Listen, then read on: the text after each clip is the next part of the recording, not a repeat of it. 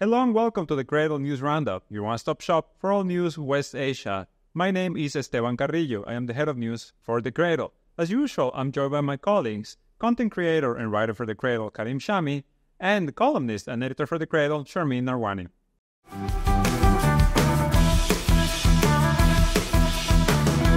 So today we start in Lebanon, where on Sunday, the UK Telegraph released a report claiming that whistleblowers informed them that in Beirut International Airport, Hezbollah keeps its arsenal of weapons. Citing officials at the airport, they essentially are starting what Lebanese officials described it as is a PSYOPs campaign to manufacture consent to, first of all, make Beirut Airport a legitimate military target, and also to delegitimize Lebanon, right? To hurt Lebanon at a point in which we're seeing very strong escalation in the border, in the violence that is happening between Hezbollah and the Israeli army. So this report was immediately denied by officials, right? To the point that the Telegraph had to retract the story. Well, not retract, maybe exactly. What they did was rewrite it, reshape it.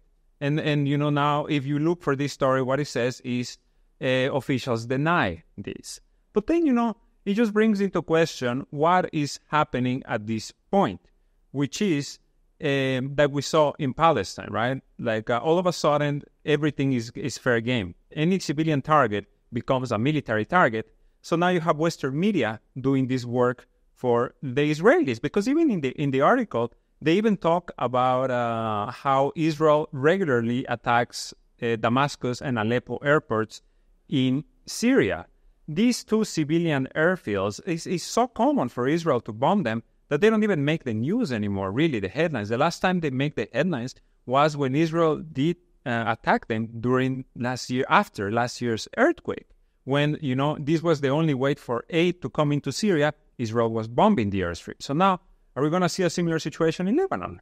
Even though bombing a civilian airport anywhere, an international civilian airport, would be front page headlines if it were any other country. Yeah. What's also interesting, I mean, it's not just the Lebanese authorities threatening to sue the Telegraph, which I hope they do, but it is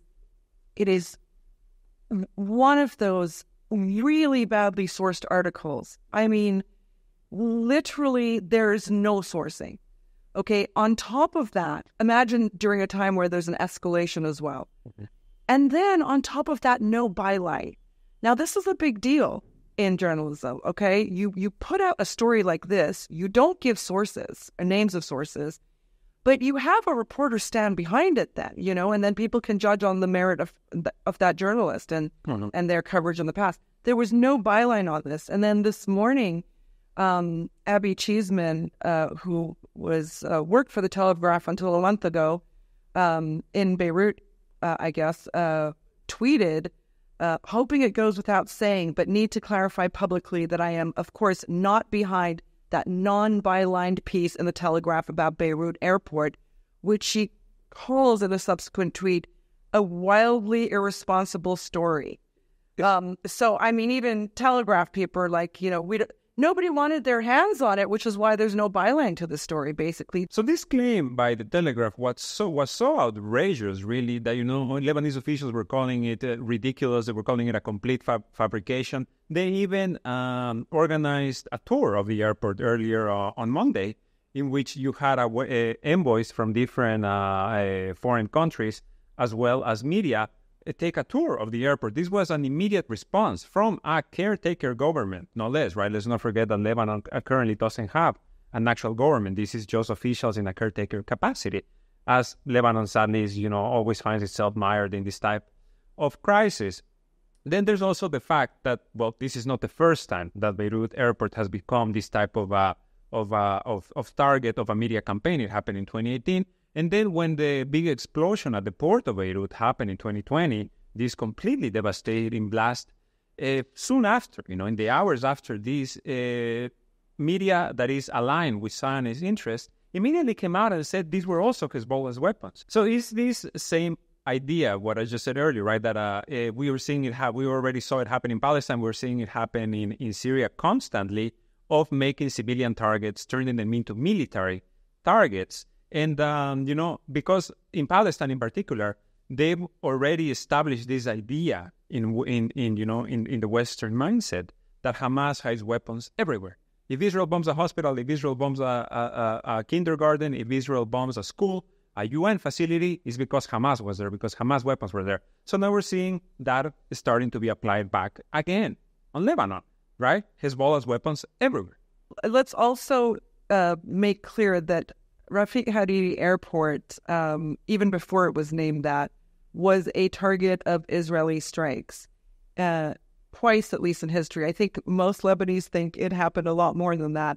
But in 1968, Karim... Yeah, in 1968, they bombed the Beirut International Airport. They destroyed, of course, we're talking about Israel, they destroyed 13 airplanes. They were all commercial airplanes. 8 of them were owned by the Middle East Airlines, which is a Lebanese company. The national airliner, right? Yeah. Mm-hmm. And the rest were owned by Kuwaitis or by Americans. So it's interesting that they also bombed the airplanes belonging to Western allies. And the insurance company was London-based, and they paid all the money. And nobody, of course, complained why Israel targeted Beirut International Airport in 1968. Many people know that they did it because Lebanon was booming in 1968, and many tourists and many destinations were going to Beirut. And the second time they targeted the airport, after it was named the Rafik Hariri International Airport, was in 2006 during the Lebanese-Israeli war in 2006. And they destroyed all the runways, and they also bombed the fuel tanks, and there was a huge fire across Beirut. I also want to point out that it's illogical for Hezbollah to store anything in the airport, because we all know, and Sayyid Hassan said it, and we know it as Lebanese, most of the weapons, they come through the borders from Syria. So they already accomplished these routes years ago. And of course, everybody knows that in Lebanon, southern Lebanon is a mountainous territory, and you can store whatever you want under the ground or on inside the mountains. So why people will store anything in the airport? But I think even more importantly is that the airport has been the target of large-scale Israeli bombardment in the past. It is the least likely place for anyone to store weapons, just because it is so obviously one of Israel's target banks in any upcoming war with Lebanon. We should also make note of, in 2018, something similar happened. But we're now seeing Lebanon not just allow these false claims to flit by, okay? They're now acting on it. In 2018, Netanyahu, the Israeli prime minister, got in front of the UN General Assembly with just absolute bullshit satellite maps with arrows pointing and stuff, and saying, these are 3 Hezbollah weapons sites we've located, one right next to the airport, one in a football stadium, and then I can't remember where the third one was. But the foreign minister at the time, Gibran Bassil, was like, okay, we're not having this. He took a convoy of more than 70 foreign ambassadors plus journalists, okay, to these sites to inspect for themselves. And he didn't wait a month. He went as soon as possible. So nobody could accuse the Lebanese resistance of moving weapons and stuff. And they saw there was nothing there. Today, the airport authority took journalists as well as foreign dignitaries around the warehouses that Israel claimed were Hezbollah storage facilities. And of course, you can see normal warehouses with little crated boxes, etc. No missiles. So, and this was done super, super fast, right? Because the article came out yesterday. But I mean, this, at least Lebanon's reacting. They know Israel's game. They know it's all propaganda. They want to legitimize civilian targets as military ones in any upcoming war. But I want to go back to when this came on my radar, which was in 2011, the beginning of the so-called Arab Spring, and a report came out in the Times of London, and it was bylined by 3 notable names, like people whose names you knew, okay, not just like some writer, but correspondents for the Times of London. 3, and the headlines and the allegations were that Syria has transferred Scud missiles to Hezbollah, okay, quoting only anonymous and, the ubiquitous Western sources, intelligence sources, Israeli sources that accompany every article on West Asia that is guaranteed to be debunked later on, But they quote a Hezbollah fighter joking that the scale of the arms shipments into Lebanon was so great that we don't know where to put it all. Now, Scud missiles are massive projectiles, okay, that have to be loaded on these big armored vehicles, for launching, etc. You can't hide a Scud missile. And this is when I did a story on this in Reaction, and interviewed UNIFIL, the UN Interim Forces in Lebanon, interviewed just a whole host of authorities, and we will link to this article lower down so you understand the absolute propaganda value of this and how easy it is to debunk. But they went on with the help of experts from Iran and North Korea. Damascus is building a sophisticated missile base at a secret site named Missile City, built into this mountain, near Hama. All right, and it's run by this organization that has a U.S. sanctions list. Hezbollah, the Times had reported the year before that Hezbollah had taken delivery of 2 advanced Scud-D surface-to-surface missiles with a range of 430 miles. They just went into this detail that they couldn't possibly know. And there are at least 2 Hezbollah members who were quoted in the article. Now, for any journalist who comes here, you can be pro-Hezbollah AF, all right? But any journalist who comes here goes through a very, very lengthy procedure with Hezbollah's media office. If you want to request for an interview with anybody, for any official, you're lucky if it happens, A, and B, it will take weeks and months if it does happen. And then no Hezbollah member is authorized to speak to the media. You don't get Hezbollah people giving Western journalists, no less, big secrets. We have so many Scuds we're bringing in from Syria that we have no place to put them. It's just a joke. So the UNIFIL commander said to me that Scud missiles are big. I'm sure there are no Scuds because it's very difficult to hide them. A NATO nation ambassador I spoke to, a very pro-Israel ambassador, said to me, nobody has seen any Scuds. There's no evidence of any Scuds. Has Israel ever shown any satellite pictures of Scuds to us? No. Has anyone seen a picture of a Scud being transported to Lebanon? No. The thing at the time was Lebanese officials were not making a big deal of it, and I was not allowed to go to the sort of Israel had put satellite pictures of where they said these missiles were being hidden in southern Lebanon, in actual towns, in mosques, in schools. They X marked, and they were all heavily populated civilian areas, and usually a mosque or school, etc. And everybody related to UNIFIL was of course, this is a joke. This is not the case. We would see them. You can't hide these things. And you had foreigners counter this narrative at the time. And not the Lebanese. So that's changing now. But what's really important is the reason they invoke something like an airport, okay, or a mosque or a school is because they want to be able to hit Lebanese civilians with impunity. So they have to craft a narrative that suggests that the local residents know and are okay with Scud missiles being hidden in their living rooms.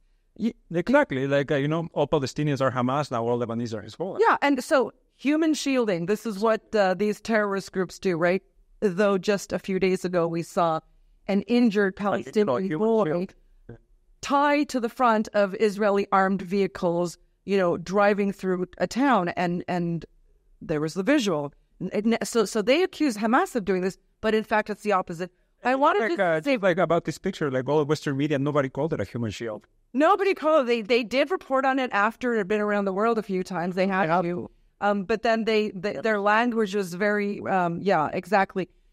In this incident, when I wrote this piece about the Scud missiles, Hezbollah hiding Scuds in Lebanon, I mean, it was so thoroughly debunked. But we have Human Rights Watch. Okay, the executive director at the time, Kenneth Roth, who responded, has written about this because Israel has always said the reason we're hitting the reason we're hitting these areas is because Hezbollah is, using human shields to protect themselves, and the residents also are in cahoots. Okay, that's the theory. So you can kill any civilian you want. I think around 1,400 Lebanese civilians were killed in the 2006 war, and the majority of them women and children. So this is, you're all seeing this in Gaza, so you now understand the propaganda. But Human Rights Watch says that they did not find any evidence that the deployment of Hezbollah forces in Lebanon routinely or widely violated the laws of war, as repeatedly alleged by Israel. We did not find, for example, that Hezbollah routinely located its rockets inside or near civilian homes. Rather, we found strong evidence that Hezbollah had stored most of its rockets in bunkers and weapons storage facilities located in uninhabited fields and valleys. Okay, so for instance, they also found that Hezbollah fighters launched rockets from villages on some occasions. It was almost always near the vicinity of a UN observer post, hoping that the UN observer post would ensure that Israel would not retaliate. But Human Rights Watch says the available evidence indicates that in the vast majority of cases, Hezbollah fighters left populated civilian areas as soon as the fighting started and fired the majority of their rockets from pre-prepared positions in largely unpopulated valleys and fields outside villages. In other words, there is zero evidence of any of these Israeli claims that any weapons caches are anywhere in villages or mosques or schools or airports. The 2006 war, the Israelis claimed they would go in and they would take out Hezbollah's command structure, their major officials, and all their weapons depots, etc., and military installations.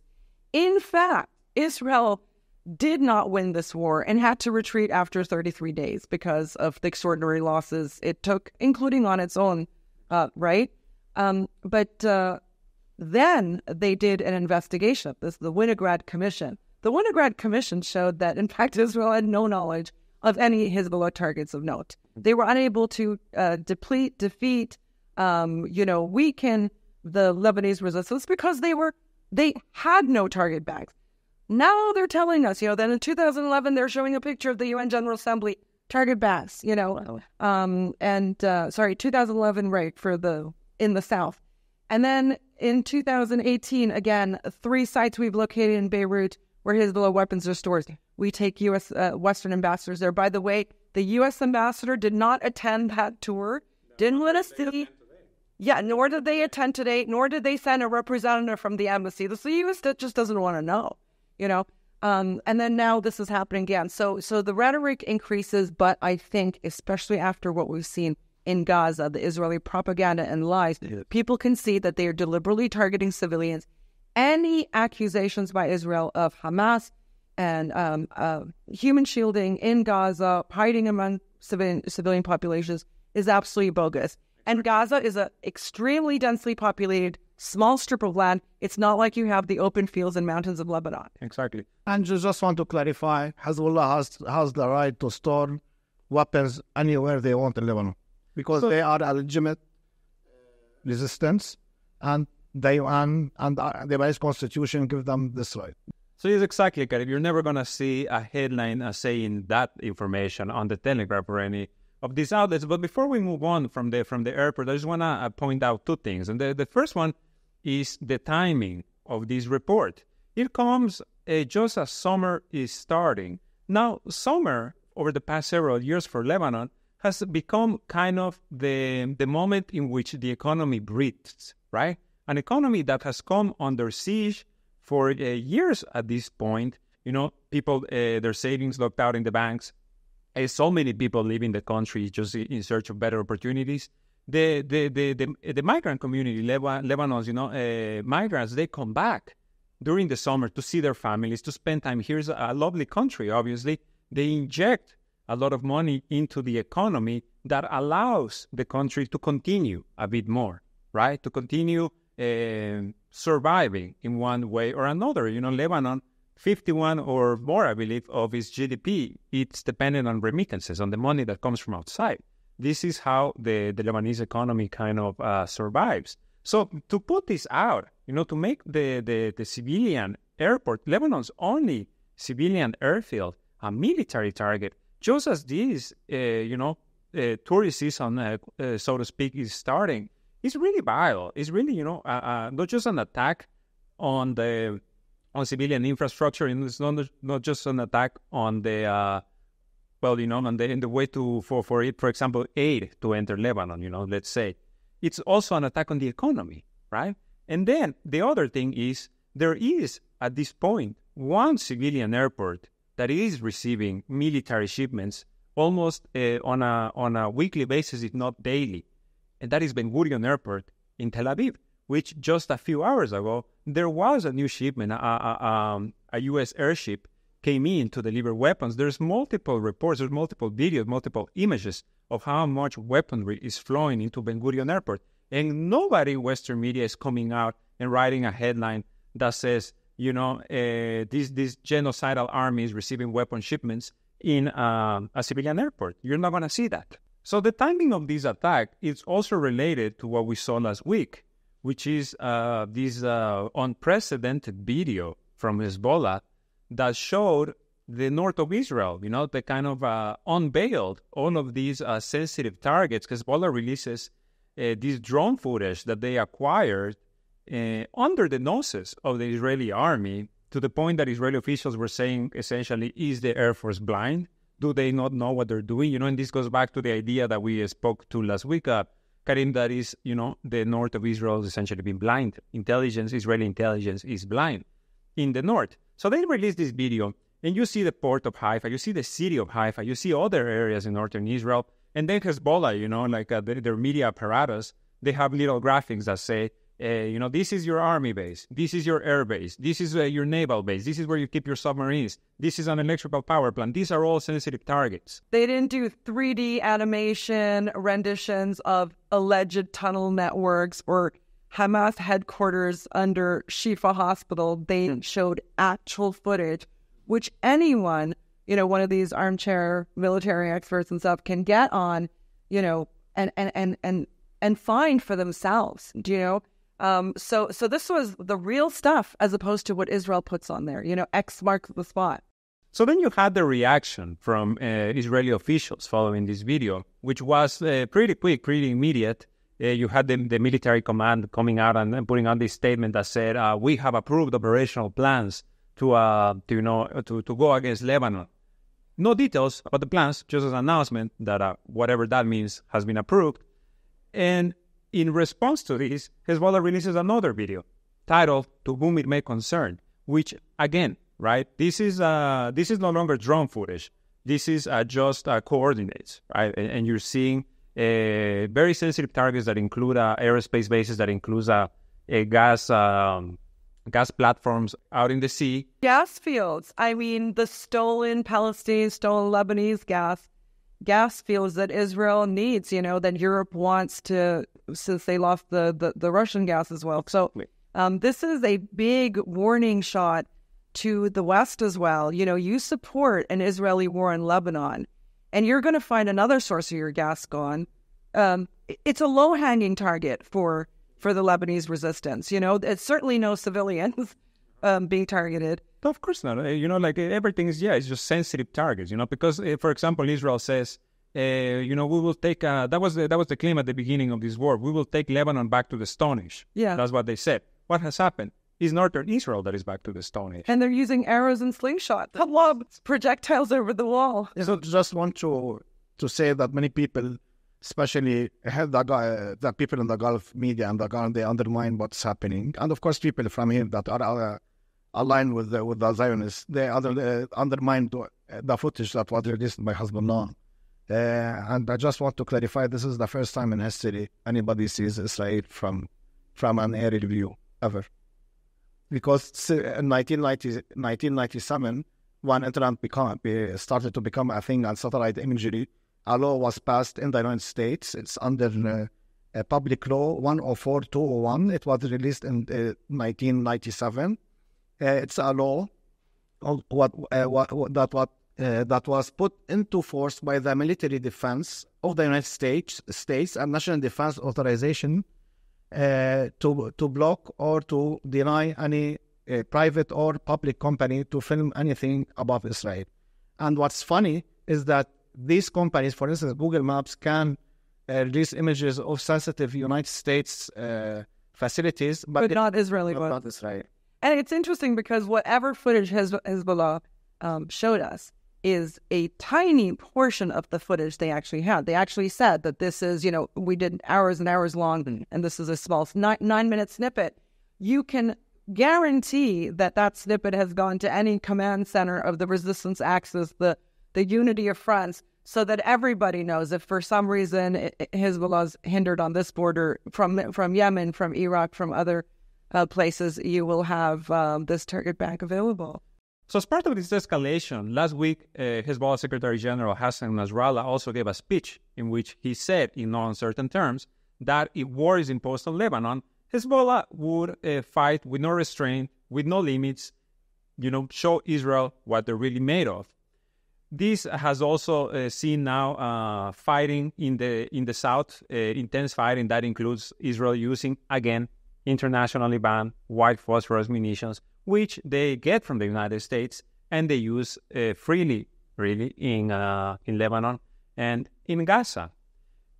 In response to this, or, following this speech, really, Benjamin Netanyahu gives his first interview to Israeli media since the start of this genocidal campaign in Gaza, in which he talks about the idea that Israel is now winding down or preparing to wind down the campaign in Gaza because, according to them, Hamas may be close to being defeated, and then taking that for those forces into Lebanon, right? Because he talks about we need to retake the north. We cannot leave the north in the state that it's in.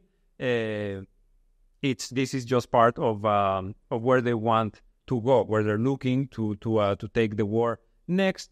Another thing he says, there's really, he has no interest in the ceasefire in Gaza. The ceasefire in Gaza has been tied to the escalation in Lebanon. All of the resistance forces have said that the moment the genocide in Gaza stops, then the attacks would also stop. But this is something that U.S. officials, Israeli officials, pay no mind to. But he also said that we're in a few weeks we're about to move out of Gaza. Suggested that, but not without reaching all our Gaza objectives. They haven't been able to reach one of them, not a single one in 9 months. So I don't understand what that means. I mean, typical Netanyahu leaves so much room for maneuver for himself.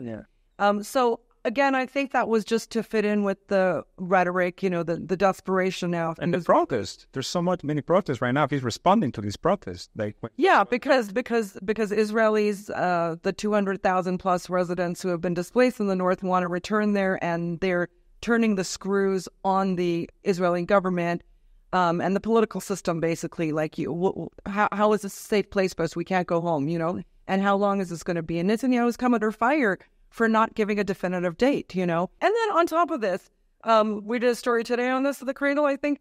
Netanyahu has rejected Israel's own ceasefire plan. How does Netanyahu reject his own ceasefire plan? There was also a report a few days ago that said that about 5% of all the munitions that have been dropped in Gaza have been remain unexploded, and they are being used by the resistance to be launched back at Israel. So all of these things, what do they show? It shows that there really is no thinking, there is no strategy, there is no plan. This is exactly what the Israeli army has been saying. The Israeli government, their thinking is we just need to keep marching forward. Even if it's towards the abyss, we just need to keep going. Problem is there's no strategy. So this all begs the question, what is the strategy for Lebanon? If there is no strategy for Palestine, can there be even a strategy for Lebanon? Now even considering that Israeli officials themselves are saying that they are facing an enlistment crisis, that they need manpower. They don't have enough troops. And Hezbollah, as we have said before, is a much stronger force, much better prepared, and with much better intelligence than Hamas. This is what they're facing off against now. Because they're expecting, tens of thousands of American soldiers to show up anytime to fight their wars for that. That could be speaking of the amount of munitions used on civilian populations of Gaza, Foreign Affairs, which is, the leading U.S. foreign policy publication. Very cautious. Very Council of Foreign Relations, says in an article entitled "Hamas is winning." Okay, so you don't expect that out of this place. Quotes in the beginning: Israel has dropped at least 70,000 tons of bombs in Gaza, surpassing the combined weight of bombs dropped on London, Dresden, and Hamburg in all of World War II. I mean, let that sink in. That was a 5-6 year world war, okay? And these were the major capitals, right? And cities, London, Dresden, Hamburg. In the entirety of the war, all of them combined, there are more tons of bombs dropped on little Gaza, densely populated Gaza. What is the square footage of the Gaza Strip? 365 kilometers square. There's farmland in Montana that's bigger, okay? Las Vegas is also 360, so they are exactly the same. So before we move on from this, I just want to also mention that during the same days in which Hezbollah releases the drone footage and the Hassan Nasrallah speech, the head of the Israeli army comes out and gives this statement, very surprising statement, in which he says that talk of defeating Hamas is like throwing sand in the public's eye. He says this is deceitful. This is not true, right? The head of the Israeli army says this, essentially talking against to what the political echelon is saying.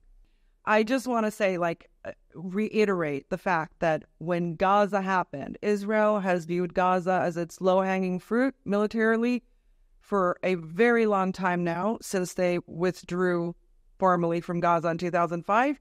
Regularly, they call it mowing the lawn. They go into Gaza, deplete, destroy, and in this case, when they hit Gaza, the entire resistance axis front became activated. Major changes took place in the region. Unprecedented changes took place in the region. Geopolitics changed in the region. People's calculations. We haven't had such a major change of calculations in forever.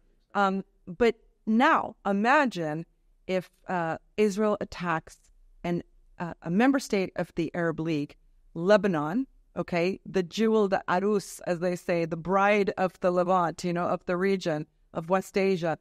They attack Lebanon in any similar fashion. The resistance axis isn't going to stick with what they showed us after Gaza.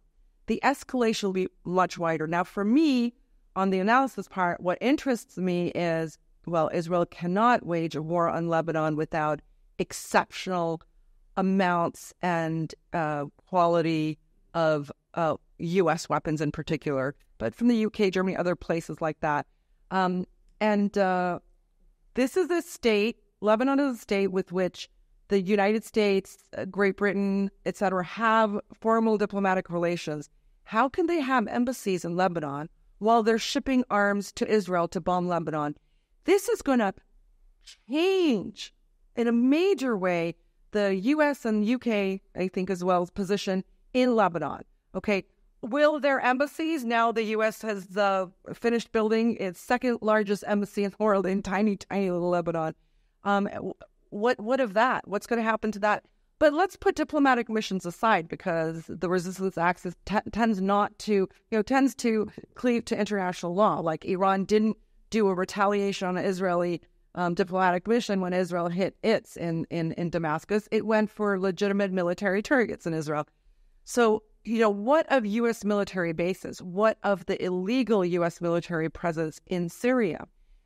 What of the U.S. military bases and facilities in Iraq, which it's constantly negotiating to leave and just won't?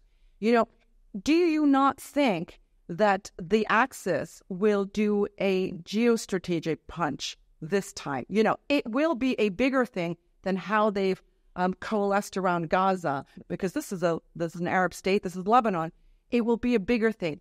My view on this is you've got to make the Americans take a huge loss. And I'm actually, in this case, not talking about bombing U.S. military assets as much as what would be the biggest loss, geopolitical loss the U.S. could take. And it would be cracking open the borders between Iran and the Mediterranean, which is this one decades and decades long U.S. policy of stopping any land route between Iran and Iraq, Iraq and Syria, Syria and Lebanon. We've seen in the Syrian war that the Caesar Act, for instance, has inhibited trade between Lebanon and Syria's Lebanon's only land border. You know, I think a major escalation against Lebanon is going to have U.S. strategy of the Levant to the Persian Gulf targeted. Exactly. You know? Exactly. And you mentioned the latest interview of Netanyahu. And in the interview, he said that now Israel is fighting on 7 fronts, Yes. which is incorrect. If he thinks that he's fighting on 7 fronts, he has to wait to see what will happen if they targeted Lebanon. Because, of course, the Iraqis and the Syrians will be more active, because we have to speak frankly. There was issues between Hamas and and Syria, and the government in Syria, and Syria didn't act as it should. And of course, the Iraqis, they are acting, but we all know that they can do better. And yeah, because as I said, Hamas and the Iraqi factions and the Syrian government, they were not in good terms when this happened. But also they are still supporting Hamas and the resistance. But if Hezbollah, and it's different, because I know it's the main issue is Palestine. We know that Hezbollah helped Iraqis to fight against ISIS. They have the Syrian army and the Syrian government to stay standing on its foot after what happened since 2011.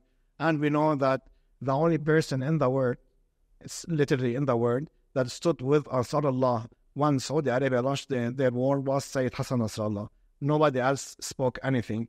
And the Yemenis, as we saw, they live and they act morally. Okay, and the best thing for an Arabian is to show gratitude.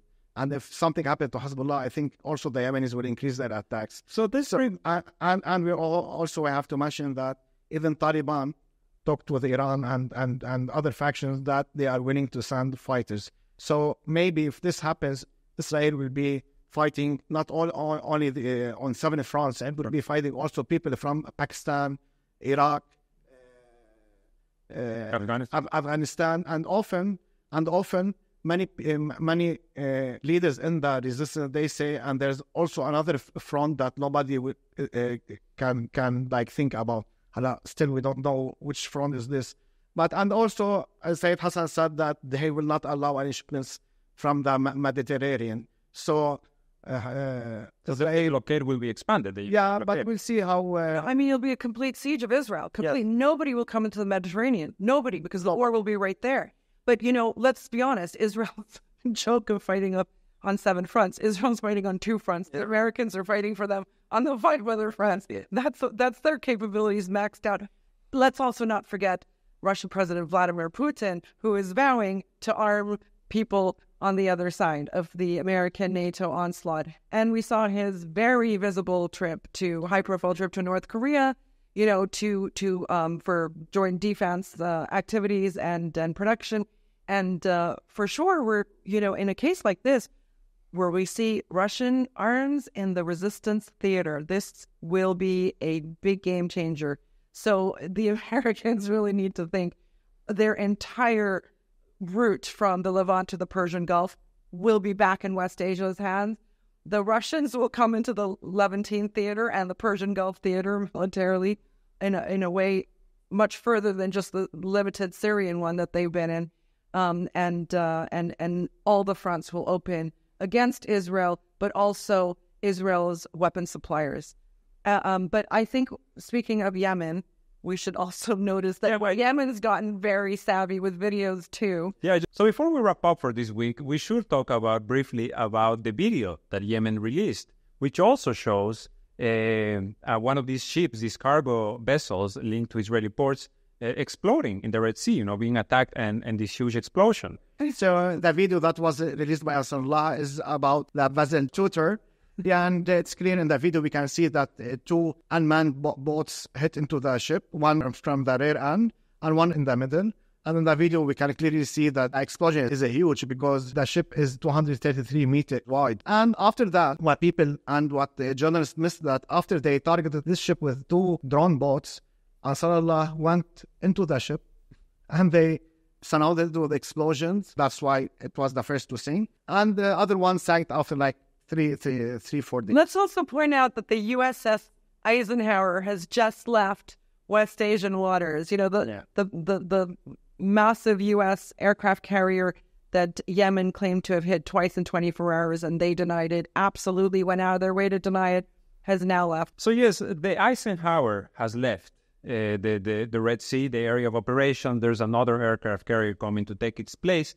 But what's interesting is that in the days in which this aircraft carrier leaves, the commander of Operation Aspires, which is the EU naval mission that is supposed to defend shipping against Yemen, Rear Admiral Basileios Griparis, gave this quote to Bloomberg in which he talks about having only 3 ships to defend the Bab el-Mandab Strait against Yemeni attacks. And he says we need at least double that number.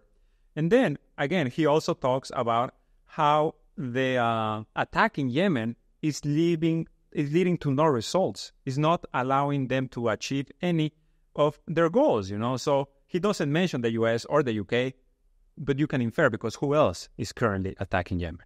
I mean, do you remember how the Americans kind of took to the bank this whole notion and narrative that, we beggared the Soviet Union over Afghanistan? Yemen is beggaring NATO. The whole of NATO. The whole of NATO. Yemen, who you besieged for 8 long years, is beggaring the whole of NATO. Good for them. So with that, we can say goodbye for this week. Thank you so much for joining us. Please make sure to leave a like, to subscribe, to share this video, and to follow us on Telegram, on Instagram, and on X. And if you're feeling generous, please, you can always leave a donation in our Patreon. For the Cradle News Roundup, my name is Esteban Carrillo. I've been joined by Karim Shami and Sharmin Narwani.